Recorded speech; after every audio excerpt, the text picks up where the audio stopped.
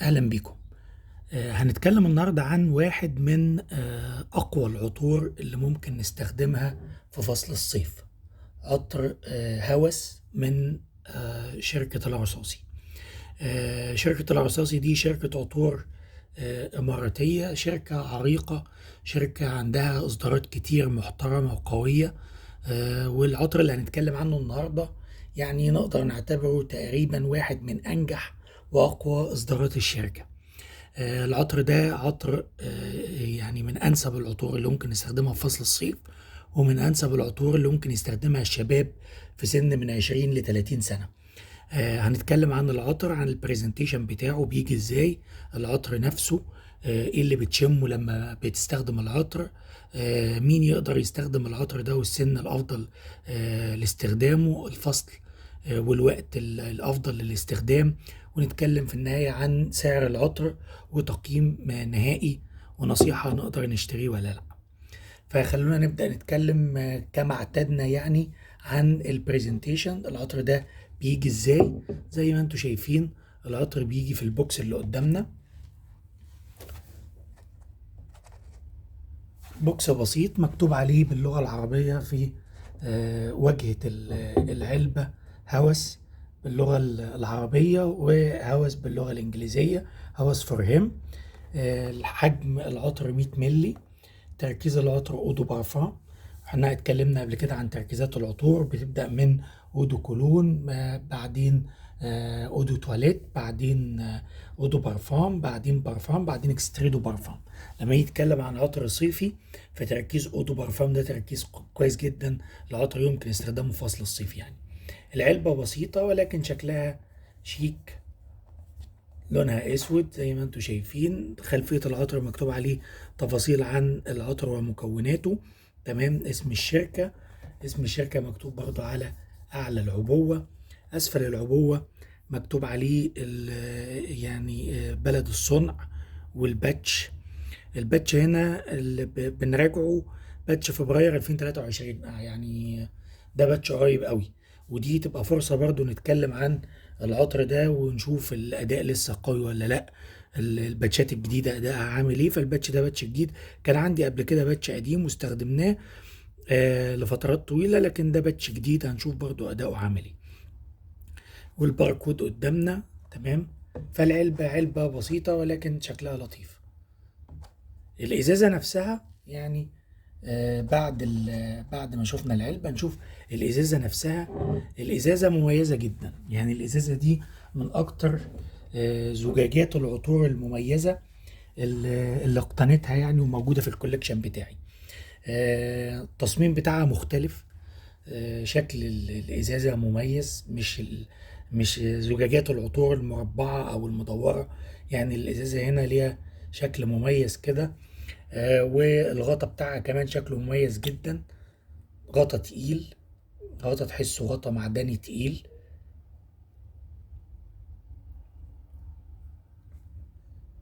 السبراير زي ما انتم شايفين بنفس لون الغطا. نجرب السبراير مع بعض.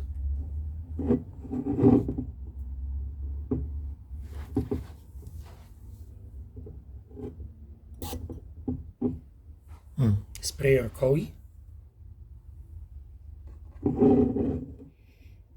انا دلوقتي شامم العطر واقدر اكلمكم عنه.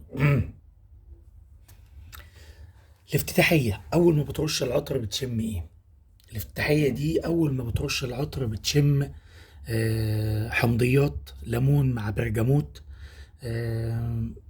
مع الحمضيات اللي في مقدمة العطر ده بتحس بلمحة فروتي كده، لمحة فاكهية. العطر ده عطر فاكهي يعني، واخد في الافتتاحية انتعاش الحمضيات. عطر فريش طبعا أول ما بتشمه. طبعا افتتاحية قوية، ممكن بعض الناس يعتبروها حادة، ولكن العطر نفسه قوي. حمضيات مع لمحة فاكهية.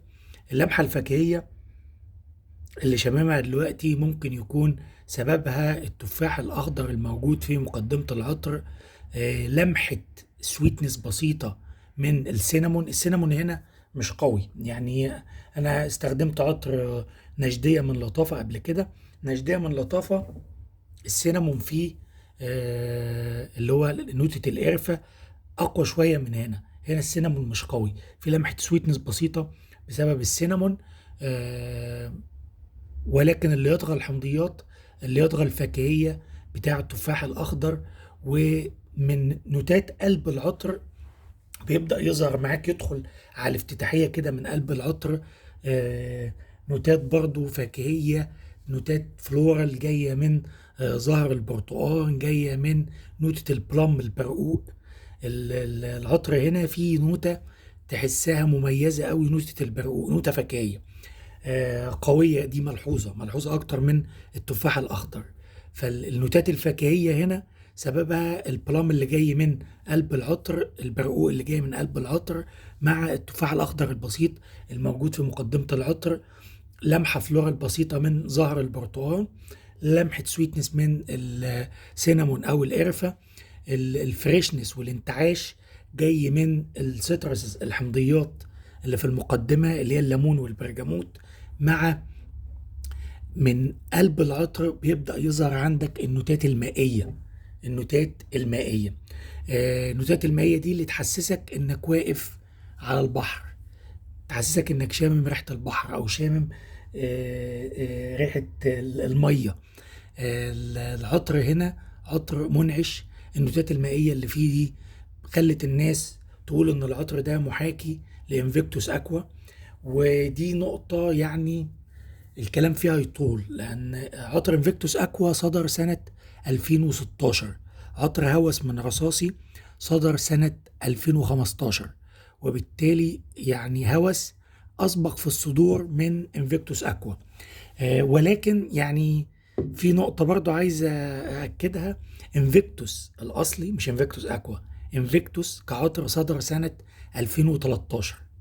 فإذا كان الرصاصي استلهموا واستوحوا النجاح انفيكتوس في 2013 فعملوا رصاصي هوس 2015، ده وارد يكون حصل. وبعدين 2016 صدر انفيكتوس أكوا. فانفيكتوس الاصلي صدر قبل هوس، انفيكتوس اكوا صدر بعد هوس. هوس اقرب لانفيكتوس اكوا، مش اقرب لانفيكتوس الاصلي. تمام. لكن ما تقدرش تقول بقى ايه انه هوس محاكي لانفيكتوس اكوا. انفيكتوس اكوا صدر بعده. ممكن نقول استلهم، ممكن نقول تأثر بانفيكتوس، ولكن في النهاية وصل لمنتج من وجهة نظري هو أقوى وأجمل من انفيكتوس، وأقوى وأجمل من انفيكتوس أكوا. يعني هوس بالنسبة لي أفضل من الاتنين، من انفيكتوس وانفيكتوس أكوا. تمام. وعطر يعني أنا بشوف برضو كتير من الشركات العربية بتتظلم بمسألة يقول لك أصل دي عملت محاكاة ومش عملت محاكاة، علما بأن أحيانا بتبقى شركات فرنسية أو شركات عالمية بتعمل محاكاة وتعمل عطور قريبة لعطور تاني وتنجح أكتر منها. ويعني بينسوا خالص جملة بقى إنه اتعمل كمحاكاة واختلف، أو استلهم الفكرة واختلف وبقى أحسن وتميز، بيتعاملوا معاه كعطر مستقل. أنا شايف إن هوس يستحق إن احنا نتعامل معاه كعطر مستقل، عطر ناجح، عطر أقوى من انفيكتوس وانفيكتوس أقوى، أقوى من الاتنين، بغض النظر بقى عن حدوتة سنوات الصدور. طيب اتكلمنا عن قلب العطر وقاعدة العطر بقى. بعد ساعتين، بعد ساعة مثلا، ساعتين من ارتداء العطر بيبدأ تشم بقى قاعدة العطر اللي بيستقر عليها العطر. قاعدة العطر هنا فيها المسك مع لمحة عنبر، مع لمحات خشبية، أخشاب، مع لمحة بسيطة باتشولي. ما تشمش الباتشولي قوي هنا، ولكن دي قاعدة العطر. الطاغي فيها المسك، بتشم ريحة نظافة. المسك كمان بيدي طول بقاء للعطر، بيخليه يبقى فترة أطول شوية. فدي قاعدة العطر. يبقى المقدمة فيها حمضيات ليمون وبرجموت، مع لمحة سينامون بسيطة تدي سويتنس، مع تفاح أخضر يدي يعني لمحة فروتي كده. قلب العطر اللي بيدخل على الافتتاحية بعد دقايق في النوتات المائية اللي تحسسك انك واقف على البحر. الازهار البرتقال، نوتات فلورال كده، نوتات حلوة. ممكن لمحة لافندر بسيطة، لمحة كاردموم، الحبهان موجود في العطور بس ما تشموش قوي، انت بتشم لمحه سبايسي كده بتدخل عليك في قلب العطر، لكن ما تقدرش تقول ان انت شم حبهان قوي يعني. قاعده العطر في النهايه بعد ساعه او ساعتين من العطر بيطغى المسك مع العنبر، يدي لك ريحه نظافه جميله، ولمحات خشبيه، ولمحه بسيطه من الباتشولي تكاد تكون غير محسوسه. فده اللي بتشمه في العطر. بشكل عام بتشم ريحة انتعاش، بتشم ريحة البحر، بتشم ريحة حلوة. تمام. بيتقال دايما في وصف العطر هوس، وصف العطر انفيكتوس انه عطر بابل جامي. يعني إيه بابل جامي؟ يعني عطر كده فيه حلاوة حلاوة كده كأنك بتاكل لبان، كأنك شامم ريحة لبان.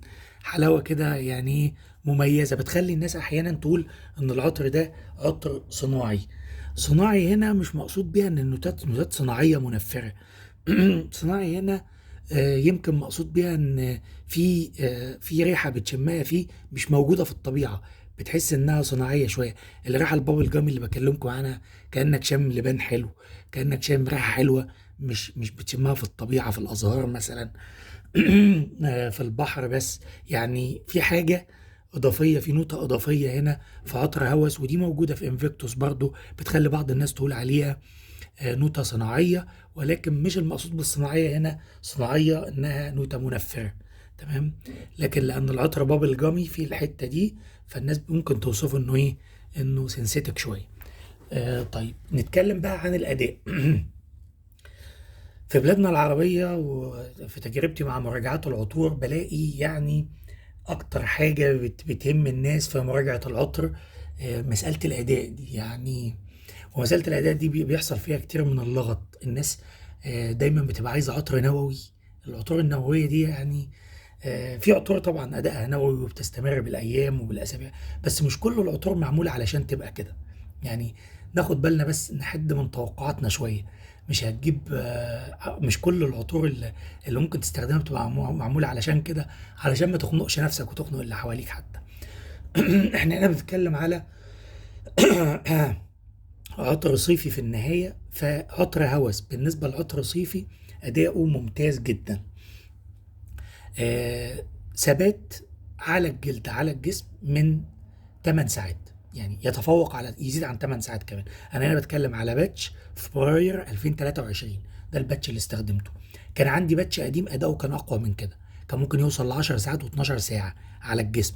كان عندي باتش قديم كان فيه الكلام ده، كان اصدار 2018 تقريبا. لكن انا بتكلم على 2023، يعني يجيب الثمان ساعات، 8 ساعات على الجسم ثبات. طيب فوحان قوي، قوي جدا اول ساعة، جيد جدا اول 3 ساعات، بعدين بيبدأ الفوحان يخفت. نقول فوحان جيد لغاية 5 ساعات معقول، يعني يتشم عليك لغاية 5 ساعات. بعد 5 ساعات بيبقى سكين سنت، يعني يعني اللي قريب منك قوي بقى هو اللي ايه، هو اللي يشمه عليك. فالفوحان هنا بالنسبة للعطر الصيفي فوحان ممتاز. الأداء بشكل عام كثبات وفوحان ممتاز جدا كعطر صيفي. لما تيجي تقارنه بانفيكتوس وانفيكتوس اكوا، اداء هوس اقوى من اداء انفيكتوس واقوى من اداء انفيكتوس اكوا. يعني لو بتفكر تجيب انفيكتوس ما تضيعش فلوسك. انا من وجهة نظري بشوف انفيكتوس عطر لا يستحق الشراء. آه عطر هوس اقوى من انفيكتوس، افضل من انفيكتوس. سعره اقل من انفيكتوس قليلا وسعره عالي طبعا. آه يعني هنتكلم على نقطة السعر لاحقا، ولكن الأداء بتاعه يظل سعره أقل من انفيكتوس وأداؤه أقوى من انفيكتوس. العطر نفسه أقوى من انفيكتوس. تمام. يعني العطر فيه سنة عمق زيادة كده عن انفيكتوس. انفيكتوس عطر بابل جامي سويتي كده لسن 20 ل 25، ده ممكن لغاية سن 30 يرتديه عادي مرتاح. ولو انت فوق ال 30 حتى وبتحب العطور الشبابي، بتحب العطور السويتي البابل جامي، الحاجات دي تقدر تعتدي عادي مفيش مشكله.